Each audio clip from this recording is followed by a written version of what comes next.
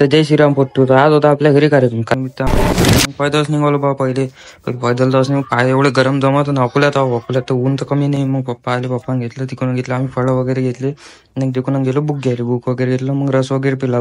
मग तिकडून निघालो. मग आम्ही तिथं झाली पेट्रोल वगैरे भरलं. मग इले म्हटलं थांब, म्हटलं तुला ब्लॉग मध्ये गेलो. मग ब्लॉग मध्ये यायला तयारच नव्हती बा. मग आपल्याला आलं एक काम, हे बुक आपल्याला रॅप करून आणलं. मग रॅप केलं, ते चॉकलेट वगैरे घेतले. मग इथं कार्यक्रमात तयारी चालू होती.